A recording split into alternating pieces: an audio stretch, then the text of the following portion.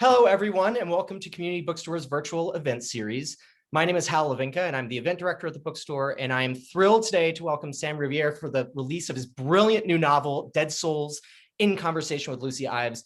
I was lucky enough to read Sam's work in manuscript form way back in the early days of the pandemic when his editor just couldn't stand but to share it like samizdat. And watching it born into the world this week, fully jacketed and kicking, has been a real joy. If also a rather nice way to trace a book's publishing gestation to the time it takes to get vaccines. So we're there.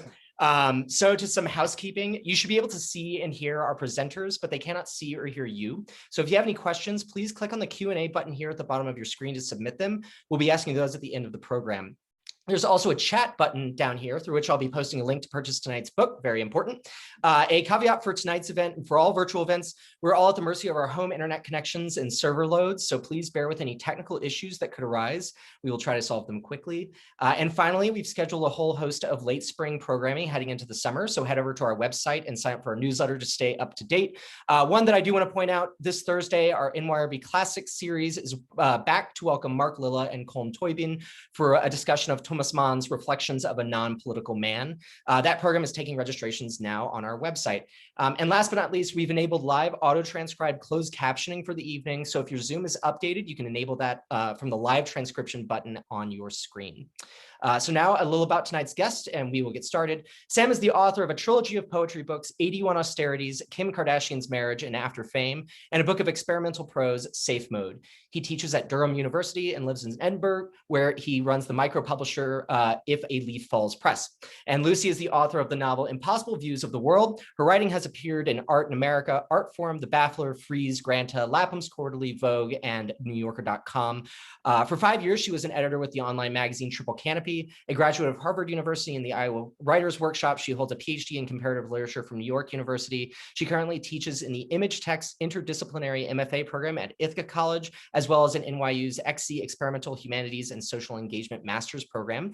She is the recipient of a 2018 Creative Capital Andy Warhol Foundation Arts Writers Grant. So I will turn things over to the two of you.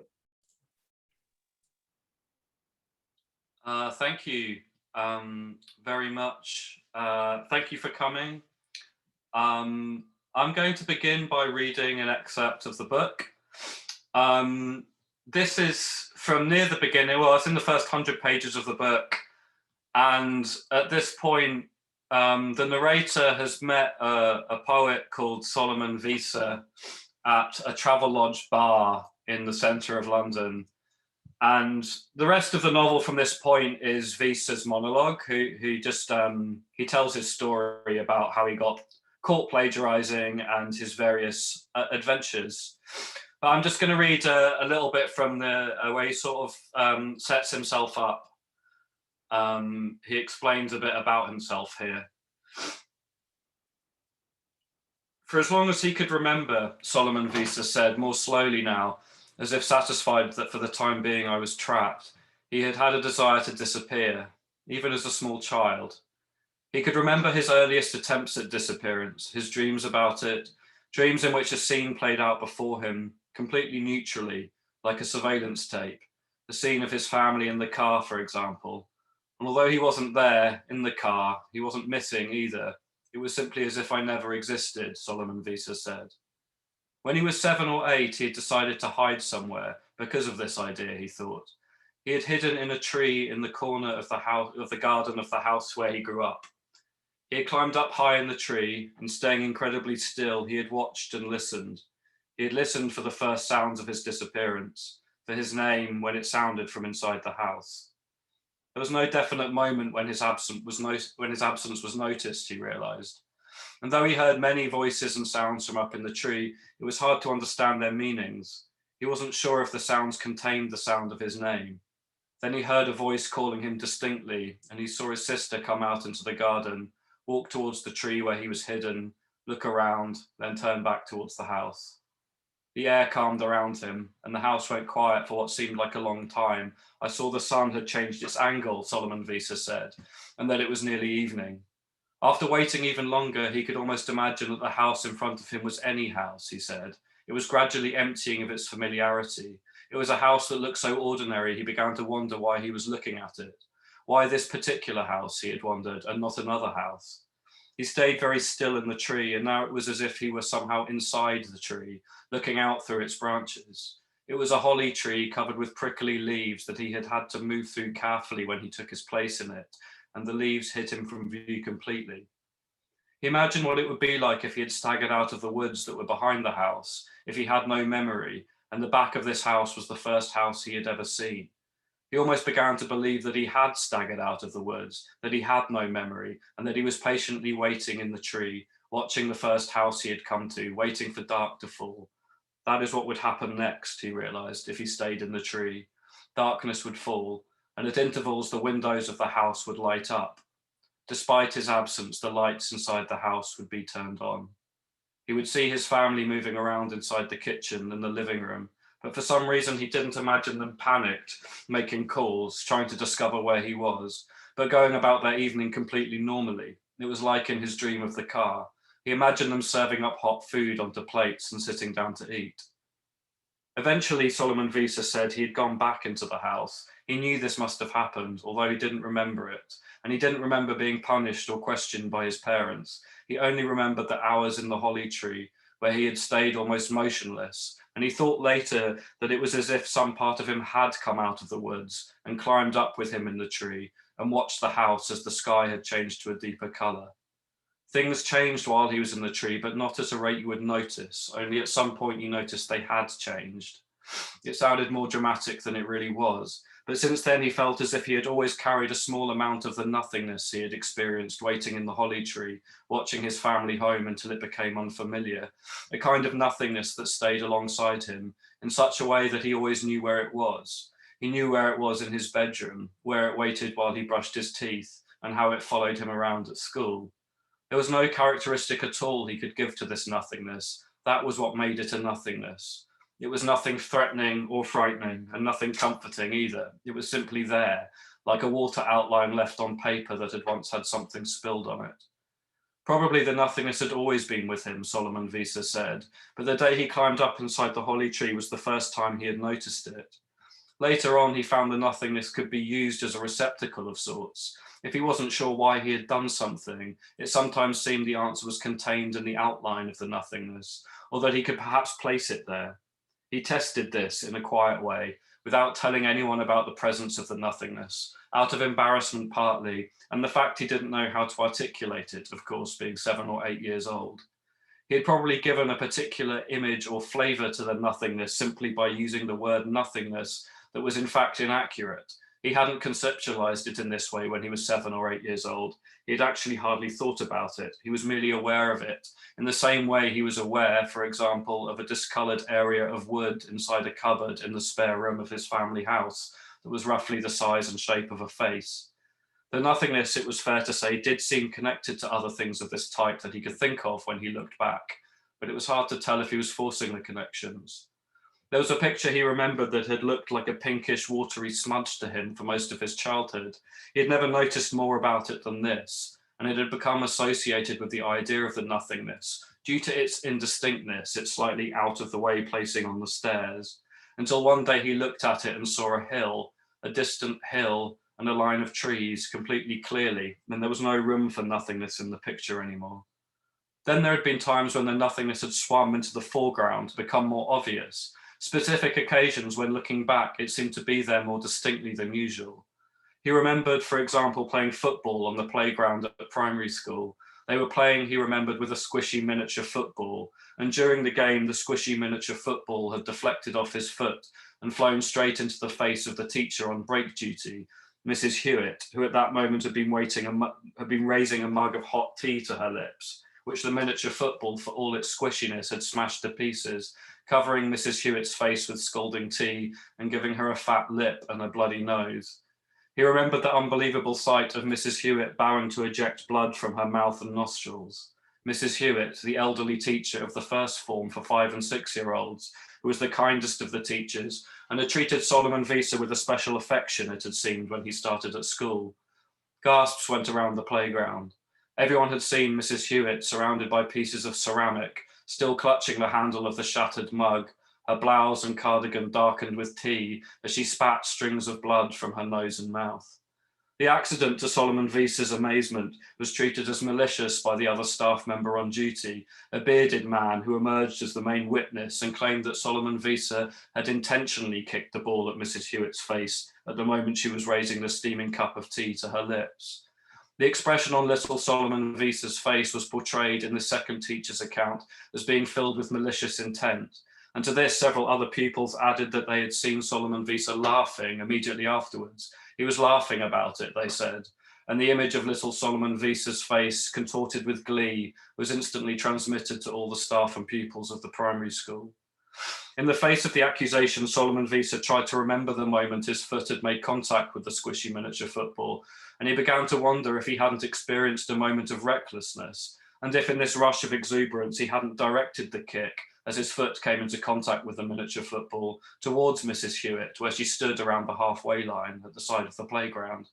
An unfocused exuberance that had momentarily spilled over into aggression, he thought, a flash of almost joyful recklessness, submerged as soon as it was experienced, which caused him to direct the football as far as he was able to at Mrs. Hewitt's head with its helmet of grey hair as she raised the mug of tea to her lips.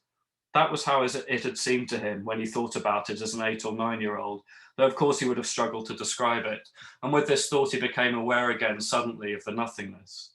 Listening to the bearded member of staff's accusations, which this member of staff seemed to exult in for some reason, Solomon Wiese found he was able to instantly deposit both possibilities, that is, his complete innocence of any wrongdoing, of which he was certain, and his joyful, reckless wish to cause harm, which now also appeared certain, inside the nothingness, where they cancelled each other out, returning, he thought now, Solomon Wiese said in the Travelodge bar, to a kind of raw potentiality. They reverted to this state with a tiny visual adjustment, like a lens refocusing, somewhere in the nothingness's non-shape. And I'll leave it there. And thank you for listening.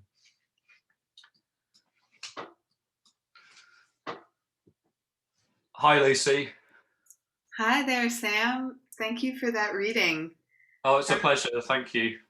That was awesome. And I also appreciated that you're reading from a part of the book that kind of takes us out of some of the frames that are present elsewhere. That we have a story that is sometimes a story that's being told about someone who's telling a story, who's telling a story about someone who's telling a story in that way. One of my favorite novels, Wuthering Heights, has a device like this. And I guess I thought maybe we could just start off with a little bit of not a plot summary, but just a little bit something a little bit meatier than what people might have from the blurbs of book jacket material. Yeah, no, absolutely. So there's the sort of outline of the plot. It is like you say, there's sort of stories nested within stories and narrators nested within narrators. The basic outline is the narrator of the book, who's an editor at a literary magazine, hears about a plagiarist, Solomon Wiese, through another acquaintance. He then busies himself at a cultural festival in central London, and later that night, he encounters Solomon Wiese in the Travelodge bar. I don't know if a Travelodge is like a sort of down market, like hotel, like sort of thing that you'd have in the centre of a town. It's not a fancy place, but it's the only place in London in the book which has a 24-hour bar license. So all the poets go there to drink all night during the festival. That seems familiar to me somehow. So sure. I think it's translating. Yeah, I guess these places exist everywhere. And so there he meets Solomon Wiese, and he begins explaining to the narrator why he's in the predicament he's in, which is that he's been sort of exposed as a serial plagiarist. He was then, through a piece of technology that's been invented where every publication is screened through machine testing, and almost every sort of optic or whatever can be tested and worked out of how derivative any given work is. So that's the kind of the sort of technological situation. And Solomon Wiese has been already caught once. He then has gone away and reinvented himself and come back half a year or a year or so later, and represented himself as more of a sort of performance artist / poet, but someone who is supposedly able to sort of spontaneously invent poetry. So he doesn't recite poetry that he's learned. He doesn't do a stand-up routine or something. He invents poetry on the spot, and that's his sort of USP. And at the beginning of the book, the narrator is told that he's been caught again. So his performances have been tested somehow, and he's been found to be in breach again of the sort of technological apparatus that's moderating everything. But that's the basic sketch of it. And in between that, you get Solomon Wiese's story, which is how he goes away, he retreats from London, he goes to the east of England, he meets various people, he begins to steal poetry from unacknowledged poets who live in the rural zones, which in this kind of future vision, slightly futuristic version of the UK, London is actually paywalled, so it has like literal barriers or maybe virtual barriers, but beyond which you can't access certain cultural products. I think that sort of covers it. Yeah, I think you've lit on some of the important things, I think, also for our conversation. And Sure. yeah, maybe we could start out just kind of without going too far into it, thinking a little bit about what it means to put a writer or multiple writers into a work of fiction. I mean, what kind of affordances does that offer you? Like, what does that make possible for you as a writer to have fictional writers? Oh, I think I think when I was younger, I really hated when the main character of a book was a writer. It seemed like such a cop-out to me. It's like, make something else up. But I think there's a Stephen King one. I think there's a Stephen King one where the main character's a novelist. I just couldn't stand it. Maybe more than one. Like, at least make him a journalist or something.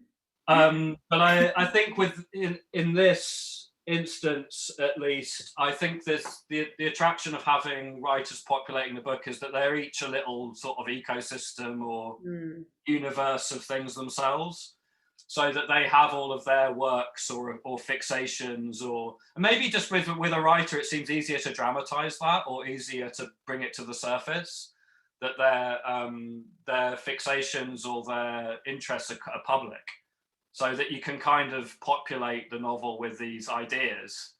And I mean, I'm aware that although there's a lot of different characters in the book, they all speak in exactly the same way, partly because they're all filtered through the same narrator. But I suppose if I was had to be pushed on, I'm probably not particularly interested in character development or something. I am interested in how ideas come up against each other and I suppose the sort of dialectics of that. And perhaps having writers as characters, it enables people to stand slightly more simplistically for things. Like, one writer will stand for this position, another writer will stand for this position, and their works will be like this, and this one's works will be like this. And I suppose once you've opened the door to that, then there's quite a lot of opportunity for invention or fun to think, okay, how would a writer who thought that, how would they work? And then it's like you have all these representatives of different approaches. I suppose that's part of the appeal for me. Yeah. Well, it does seem like that in a way that happens in real life to real writers. Like, they become the X writer or the Y issue. You get reduced to your method, right? Isn't that what happens? Yeah. Or your biography in some way. I think that of course. Your biography can become talismanic in some sense. Or it is your method, I suppose, in some cases, right? Like, they're the same thing. Yeah. Well, and I also want to ask about the poems themselves, which are withheld from the reader. but even though they're withheld, they have an important role to play in the plot. And I have the same question about the fictional poem. I mean, what Yeah. good is that? Like, why is it of interest? As a person who has written real poems, Sam, why are So you cool. also writing fictional poems? Yeah, so cool. What's up with that? Well, I don't know if I could stomach putting an actual poem into the novel. I think Nabokov does it, right? In Pelfire, but he's Nabokov. Mm-hmm. I don't know. I don't think it really occurred to me as a serious idea to actually include the poems in the book, because it would seem like you were always making a judgment call. Like you were saying, I would have to be saying, like, this is demonstrably something, this poem, right? Mm-hmm. And I think part of the way I think about poetry is sort of against that idea. Like, I don't think a poem should be demonstrably anything or something. I feel like it shouldn't be used in that way, maybe, like as a way of illustrating the foibles of something, and then it would mean I would have to mock that up, and then the fear would be that I would unintentionally reveal more about my assumptions than I want to. It makes me think of something like the Ern Malley affair, the Australian hoax poet who, they sort of wanted to create a hoax poet, but sort of did it a bit too well, and the poems actually became kind of significant. So I always feel like you're on sort of dangerous ground there. I think with fictional poetry, when you first said that, I also thought, like, why isn't there? I've sometimes wondered, why isn't there fictional poetry as a genre? Like in the way we have fiction and non-fiction prose. Like, couldn't there be? And then obviously that doesn't make any sense, but I'm not sure why it doesn't. Because presumably we want poetry to deliver something non-fictional, even if it's in the guise of a speaker or. But this is I think these sort of, the taxonomies of writing in this way sort of interested me, and perhaps that's part of the reason of having poetry playing a role in a novel, is like to sort of work out what's inside what somehow, because in some ways the novel is a later literary form than the poem, right? Couldn't there be an argument that the novel's just a kind of modernist poem, really? That it's simply a particularly successful form of poem. I think I got that idea because Gogol calls his Dead Souls a poem. It's called Dead Souls a poem, not a novel, although it's clearly a novel. So I don't know. It just seemed an interesting way of like setting out these various Russian doll kind of thoughts about writing and the way genres talk to each other or disagree with each other. Well, I mean, I think that,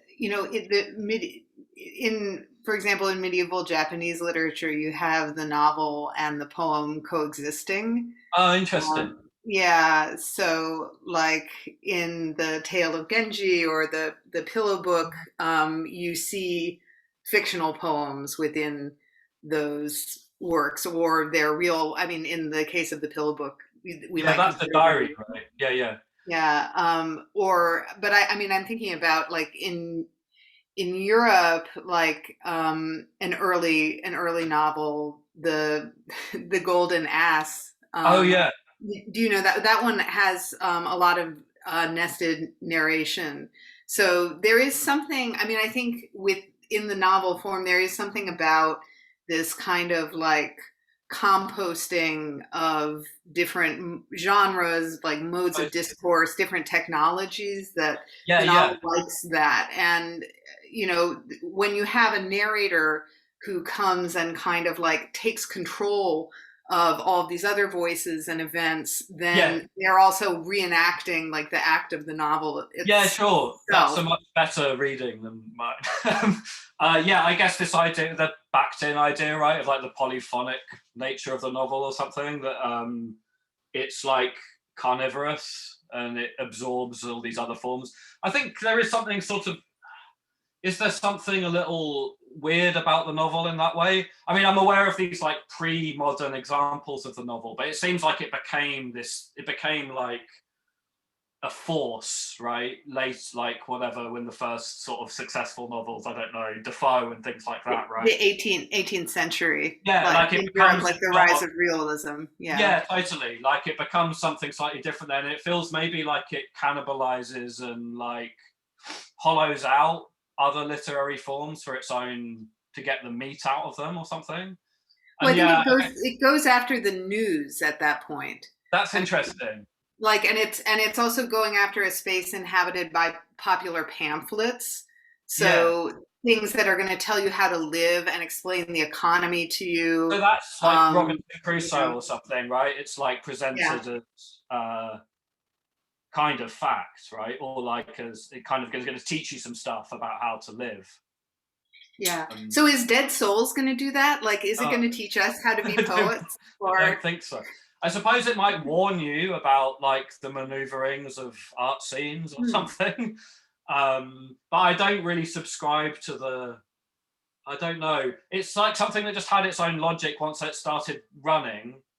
It's like, I don't know if I would necessarily subscribe to any of the actions that the characters do, but they have their own momentum once they're up and running. It's like that character then has to do that. They're like sort of machines you set going, I suppose. Yeah, there was something else. Yeah, so yeah, maybe the novel is sort of absorbing the poets is kind of that literal thing. I do like that idea that it's like eaten them or something. Yeah, well, and it's interesting that the editor is the kind of like most powerful narrator. Like he, even though we encounter him first, he's sort of like the end level, guy. He's dominating the game of the book. Yeah. So, I mean, does he need to be an editor to do that? Yeah, he needs to be somehow aloof from production. I think there's a point where he talks about how he started off as a poet and then he abandons poetry and he considers it vulgar to actually write, because he writes real life, i.e. he authors artistic destinies, by publishing people. So I feel like he needs to be sort of more like a, the editor is someone who can sort of put their fingers into people's lives and, kind of in a slightly godlike way, like tamper with the machinations somehow.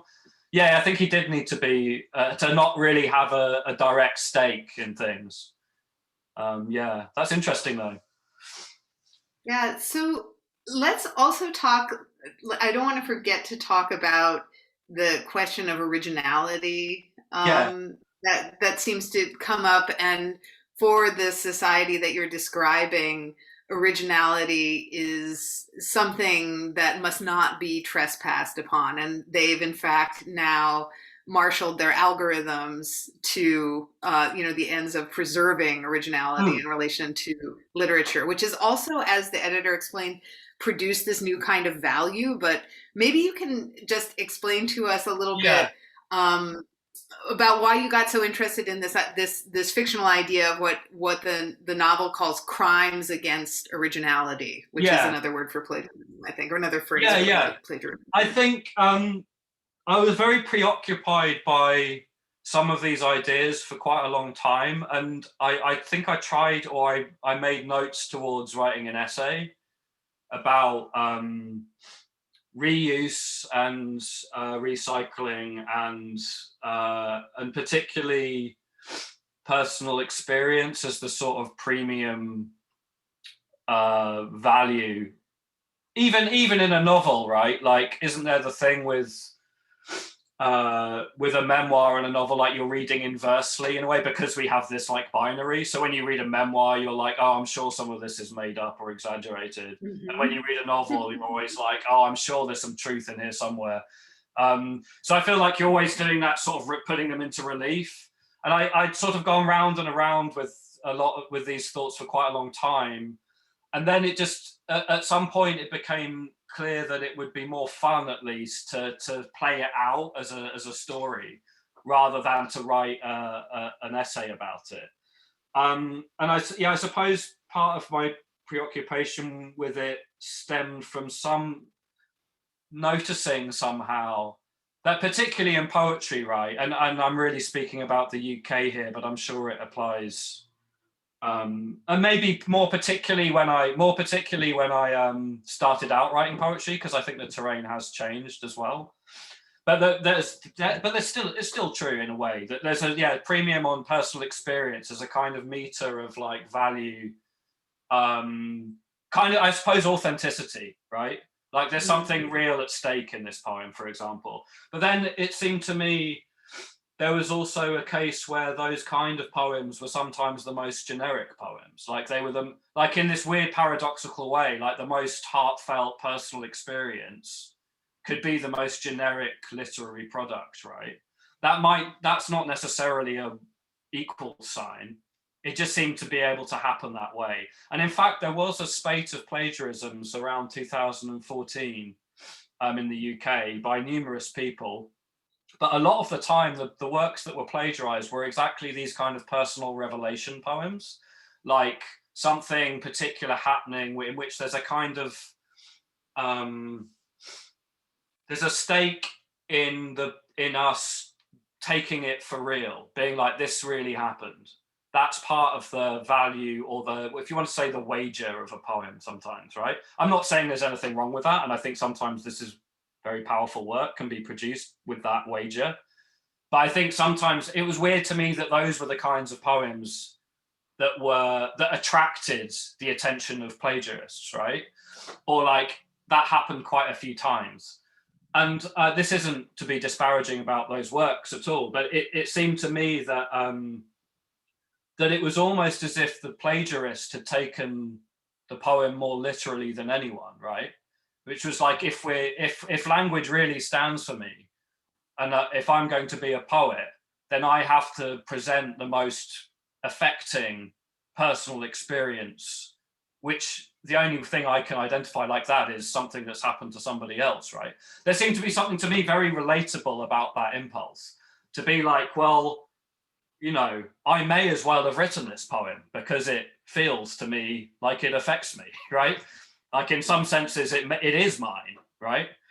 So I felt like there's sometimes that was bad faith, sometimes there's a misapprehension going on somewhere, but I could see the logic of it from the plagiarist's point of view, and I felt somewhat uncomfortable with the treatment of the people who were outed as plagiarists. I mean, I'm not saying it was right what they did, but also they were, you know, they were forced out of the poetry community, basically.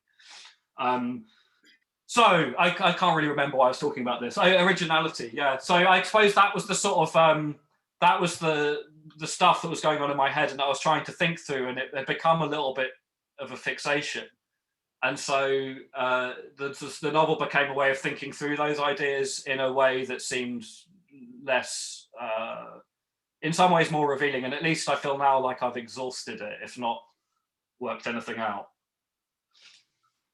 Okay. Yeah. I mean, I feel also compelled by the figure of the plagiarist and their desire for a vicarious experience that feels realer than their personal experience. That's it. That's exactly it. Yeah.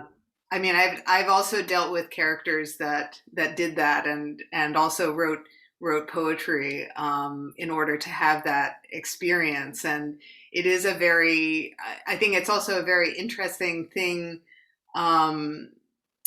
you know, working with that character too. I mean, in some ways, I think when we're coming to fiction, we're very aware of the option of writing from one's own experience. And as you're saying, taking one's own experience and sort of being like, you know, here you are, empathize with me, like come be in the space where I was and sort of vibrate with me and have that experience with me. But the plagiarist won't allow that to happen. And what they set up is a different kind of experience for the reader themselves, which might be an experience that could be alienating, but I think it's actually something that allows some kind of dialogue to happen, or some kind of act of comparison, a critical kind of act can take place. So I'm very with you on what you're. That's so interesting. I think there's something. There's something. there's Denise Riley has this thing where she talks about writing. I think the example she uses is actually giving one's own name in certain situations. But she's like, why is it that you sometimes feel the most fraudulent when you're telling the truth, right? That you can be volunteering something that is completely honest and is even said in the spirit of honesty. But part of you is like, yeah, but this is kind of bullshit, isn't it? Like you can, even when you hear your biography read out, where you're like, oh, this is all correct. But at the same time, it's completely fraudulent. I mean, I can't really say that is me or something, right? That there's some, I mean, isn't this language really that it's like you can't, it doesn't have the, I think this is like why like the idea of self-expression in art or in poetry particularly has always made me slightly recoil. Like I know that that's the name of the game to some extent, but at the same time it seems to me that however hard you're trying to express something, like that is precisely what you're not expressing in a way, is yourself. Like that's like the kernel that you can't hand over, right? You can hand over some of the surrounding stuff, but you can't really, and otherwise like another person wouldn't be able to relate to it, right? Like it seems like that's a big ask. And then I guess this connecting up with the idea that like everything in poetry, all the materials are outside, you're borrowing it or whatever anyway. Like where's the unit for stealing something? Is it like a clause? Obviously not. Is it a sentence? Well, maybe we're starting to get to something. But then like forms you can steal and no one cares. Like you're supposed to steal them, right? So I guess I started like yeah, right. Yeah. So when does tradition stop? I became interested in that line, I suppose, and also the sense that that's a legal thing, right? And with legality comes like that's language being used to pin down. That's language having to cohere with the world like 100%. It's almost distorting, bending the world to deal with language, right? So yeah, sorry, I have a question on this point, actually, just going back to what you were saying about the cases of plagiarism. And I don't know what copyright law is like in the UK, and I think that that's something that actually we should discuss right now. I mean, not that you're required to know about copyright law in detail, but in the US we have something called fair use, where you're allowed to steal as long as you manipulate the materials. And who gets to get by under fair use is a pretty fraught thing, and it's distributed unevenly who safely within that too. Yeah, I mean it's the same here. I think it's called the same thing. And there's a politics to it, surely, right? There's like because if TikTok or whatever uses your song and you're some small artist and you get nothing, that's obviously seems bad. But if you're like an underground artist who like samples something like Beyonce or whatever, then that seems good, right? There's a different power dynamic. I almost feel like the law should be, this would never happen, but there should be like there should be some like low capital plagiarism use that is completely acceptable, where essentially if you're not, right, if you have low cultural capital or like low financial capital, you can plagiarize whatever you like. But if you're like part of some huge conglomerate, you have to pay. I don't know, but it feels like it is weighted in the sides of the companies, right? I don't think we can pretend anymore it's about the artistic integrity. It's like, obviously that was the point at the beginning, but now it just seems like that's, I mean, we have to pay for music now, but artists still aren't getting paid. Isn't that the situation? Yeah. I mean, well, and when you were talking a little bit about the events in the novel early on, I thought a little bit about how these determinations of plagiarism or not plagiarism in the novel are being made by this kind of black box, right, by the algorithm. And I'm not sure if there's like a lot of discussion of that, but it's interesting that that decision has kind of been moved out of the sort of like artisanal sphere and into the space of technology. And that has changed things. Yeah. I suppose I wanted to somehow get away from it being like the question of whose decision is this? I mean, obviously, if that apparatus existed, it would be ideological. But I think, and it does in a sense exist.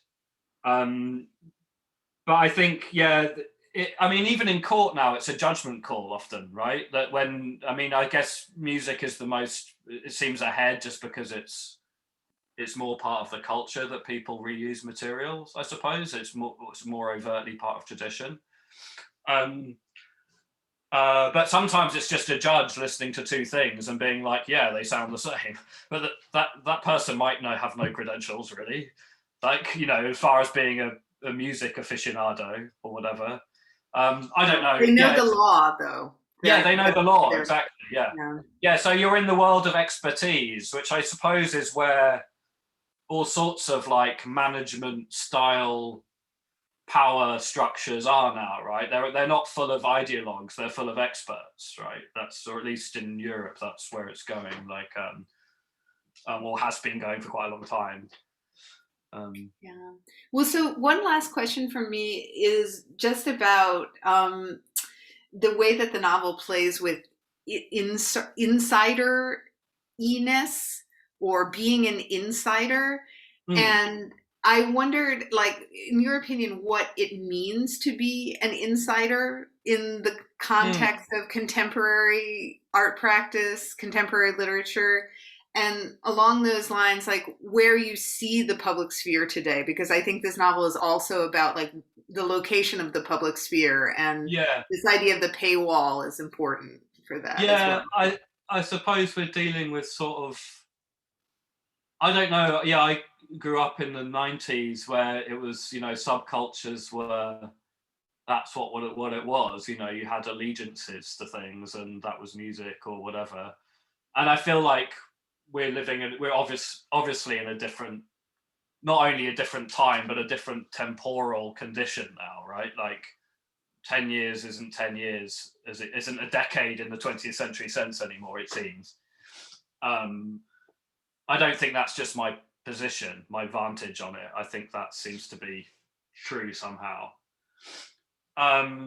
And it feels like we're dealing with like everything's like sort of got this like microculture element to it. Like every it's like enthusiasts and fans, like people who congregate around these like slightly esoteric modes of distribution. I guess that used to be zines and things, in which case you would be regionally based in your sort of scene. But of course, that's not the case anymore. So it's really people finding their way by their enthusiasms. And I suppose maybe poetry is like that, seems to me anyway, sort of the epitome of that kind of world in a way. Like I feel like a lot of stuff gets thrashed out in poetry circles a bit ahead of where it happens elsewhere. That's how it seems to me. I mean, maybe because poets are like very obsessed with language use and are quite aware of issues of like strategies of representing the self or strategies of representing interests. It seems to me that it happens there in this particularly intense way, like whirlpool-like way. And then that seems to happen in all sorts of cultural spheres now. They're less spheres than these little baubles. And I think there was a question which, when I was writing it, well, I sort of deliberately didn't think about it. It was like, who would really want to read a book about poets apart from other poets? But then I was thinking about like how many people go through MFA programs and stuff now. You know, it's not as if being someone who's interested in poetry or experimental fiction or whatever is like it was in, you know, Madeline Gins's day, if I'm saying her name right. But yes, you got it. But like that she you know, that seems like a different epoch in terms of like, it was a world that has mythological status now because it was like an authentic subculture, whereas now it seems like we have these sort of clusters, and like it's really hard to keep the sense of like even like a sort of a few poets being like some sort of business unit or something. Like it seems hard to keep that sort of edge of things at bay, whereas it seemed to be a lot more there seemed to be, I mean, who knows, but it just seems like there was a lot more it was less contaminated by those concerns there. So now I feel like the concerns that plague sort of a poet are pretty relatable to anyone who has anything to do with content production, really, of almost any sort, right? That there's questions about, is it going to be distinct enough from other things? Is it going to be like, is it going to read as authentic? Is it going, you know, there's all of these sort of questions of presentation and micromanagement, which seem like heightened pretty much everywhere. I don't know if that coincides with your thoughts about it. I'd really be interested to hear them. Also, like, how do you, what's your, like, as someone who's like worked on Madeline Ginz's stuff, do you see a big difference between that cultural like era and now in those ways?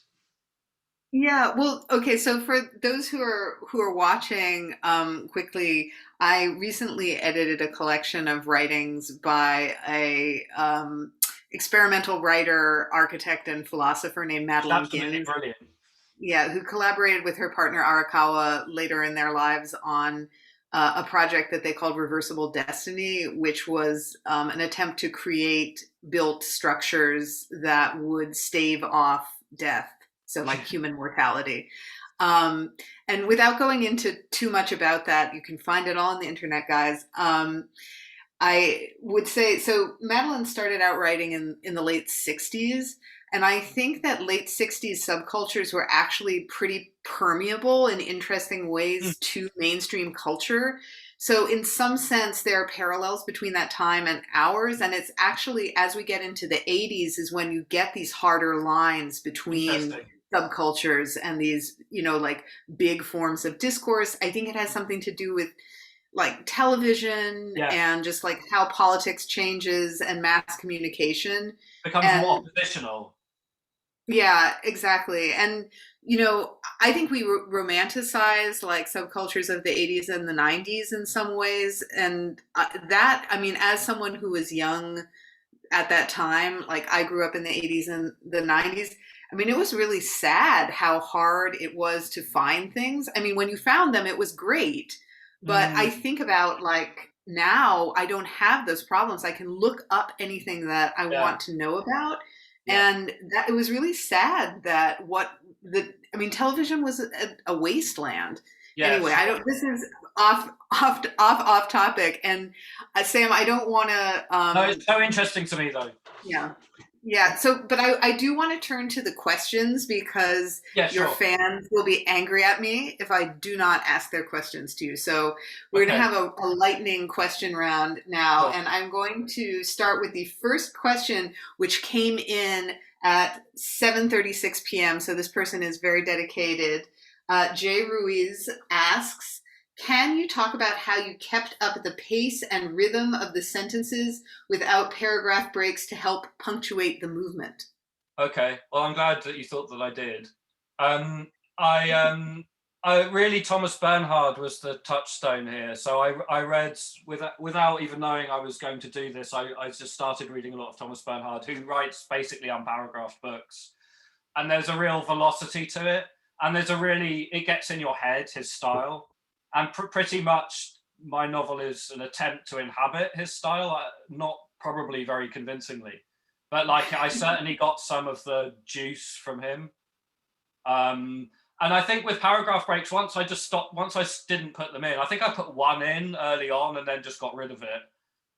But it just felt like, why does anyone have them at all? I started to think after a while, because it felt like you just plow on, and really it allows you to just change subjects. And it's as if you're still in the same thing. That's kind of a trick. But I think you can just do it. I don't think there's particularly a trick to it. You just don't press return. Yeah, thank you, Sam. That is liberating. Let's all take that advice. That's good. I tried to put something about Thomas Bernhard into your blurb, but you guys took it out. So now I feel validated. Thank you. It's my absolute favorite. Okay, so anonymous attendee asks, did you feel any trepidation about making the jump from poetry to the novel, and more specifically, a novel about poetry? Yes, a little bit, because I've always felt that poetry is easier than writing fiction, if only because you don't have to go, say you write a novel and it turns out to be rubbish, you've still spent probably at least a year writing it. Whereas if you write a poem that's turns out that you don't like it, it probably won't have taken you a year. So there's the commitment element. And I suppose you're entering a different arena, as you'll know, Lucy, because of your, like, you sort of made the transition, it seemed to me, from like your early novels, which, can I put them in inverted commas, like 90s or something? I mean, that is a novel, right? But then it feels like you transitioned to something more mainstream with Impossible Views, right? That like, is that, I don't know if that, okay, I'm making assumptions. No. I mean, Impossible Views of the World is a novel that I wrote, a while ago, and I guess I've since published that. The bio was a little bit old that was read. I guess, I mean, I'm just interested in making the novel more complicated and forcing the novel to contend with literature. And art, and so that's just my project. So, like, I mean, I feel like the novel is a popular form, and that's great. And so we should take that form, and we should ask people to read, other things. We should ask people to read poems in novels. But I mean, my novel Loudermilk contains, sort of like, contrary to what you said, it contains a number of fictional poems which are written by characters, for example, or short stories written by characters. And that's on a writing program, right? Yeah, it takes place at a writing program. And so Impossible Views of the World takes place in a museum, and you have to deal with the like bureaucratic thing of producing culture at the museum. And all of these things are things that, these kinds of like mass forms can tend to obscure.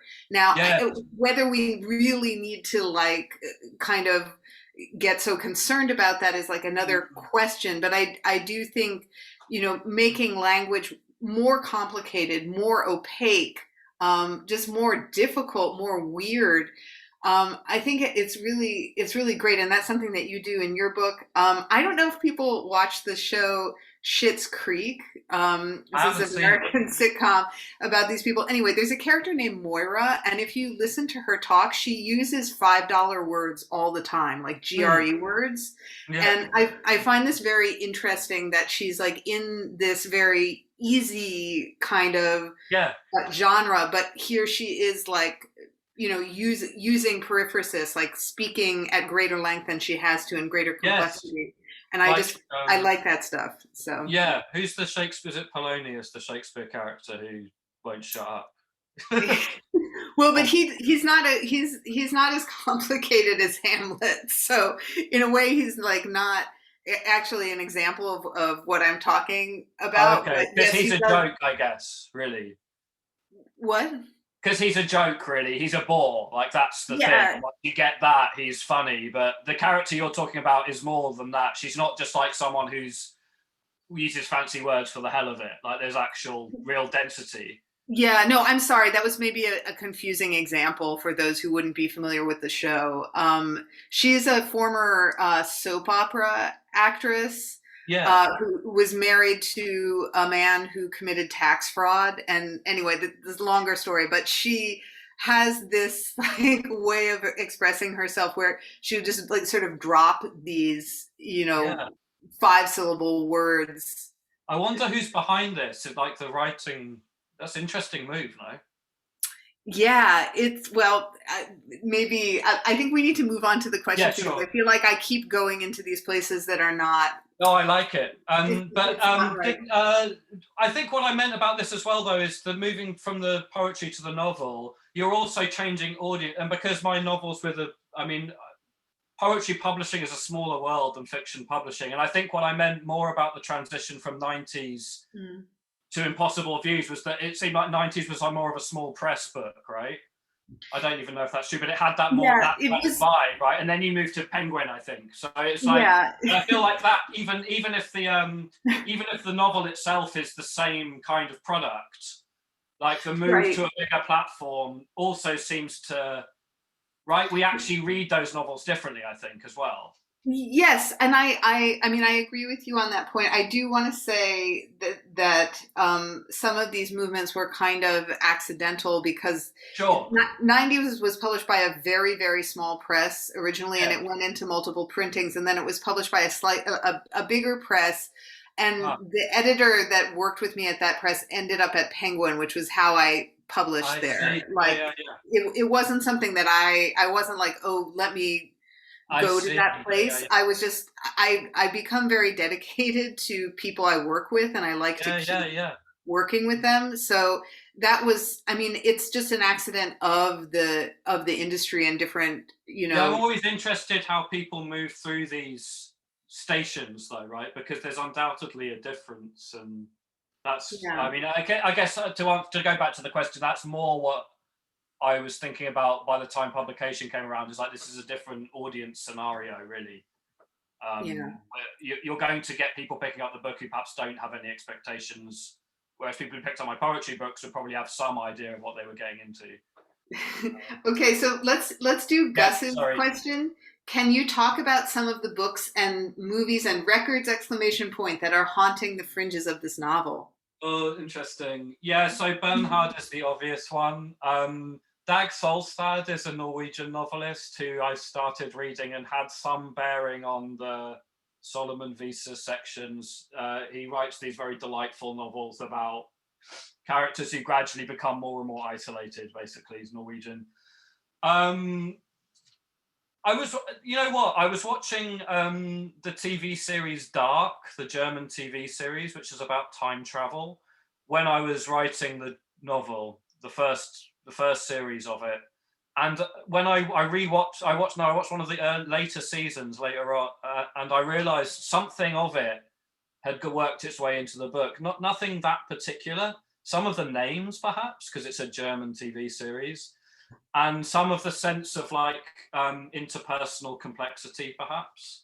A couple of people have pointed out like vague David Lynch resonances in a couple of the scenes, which I wasn't aware of, but is quite likely. Lost Highway.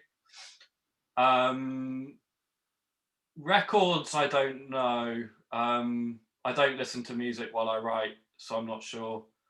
Um, that might be the best I can do right now. It's okay. Let's quickly do the final two questions Yeah. so that these people will not feel sad. I don't want them to be sad. So anonymous attendee, I'll just call it anonymous attendee one, said, read about your books in the Times today. Would you Nice. say that this novel is, at least in part, your own critical argument about art's relationship to plagiarism? It's definitely an attempt to think it through, and I don't think probably a very illuminating attempt, but it was an attempt to sort of unpick certain threads.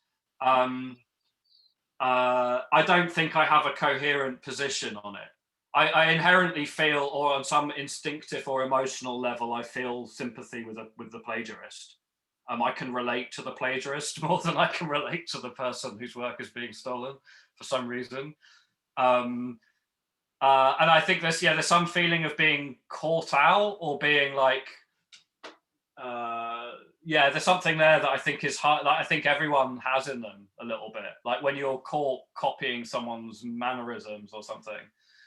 Art's relationship to plagiarism. We've kind of covered this, haven't we? Like I think it is like, from a legal perspective, I think it's too locked down, and very broadly speaking, I think there's too much power is given to people who own the rights of things. And it was Wordsworth, right, who we have to thank for this, really. Like he campaigned for copyright law, didn't he? Yeah, he did. Okay, so last question. Yeah. I think we missed one further on, but maybe it's too long to go into. Anonymous Ateni -1, it would be, behind Gus Hewitt. No, the next one. It's actually this is the person asking about the Boatman. Oh yeah, okay, yeah. Novel was my absolute favorite, and they would like to know where it sprang from and what it's referencing. Yeah, so I actually met those people. There's a pub in Norwich. It's basically pretty much what happened. They didn't physically have a book with them, but I was there on a sort of early date. This was probably 20 years ago. And in this pub, there were these two guys the pub was by the river, and they'd come in their boat, their longboat, and they were drinking. And this guy just started to tell me about this book that he had in his possession that was not a real book, not a published book, but it's like a book of like folk wisdom, I suppose you would call it. Like a book that is like, I guess they seem very like, or at least more than faintly countercultural sort of people, like they were living off grid, we would say now. And this book was something that was handed around that sort of itinerant or traveler community, and was added to by the people who read it. So it was like this sort of document of folk wisdom, or whatever you want to call it. And the idea always stuck with me, and I think I tried to write a poem about it once, but didn't succeed. So that's where it came from. Yeah. Cool. Well, hello. We are. I herald the death of the event every night. Wow, we covered a lot of territory, from like medieval Japanese literature to a Schitt's Creek recap. This felt almost like a weird microcosm of Sam's novel.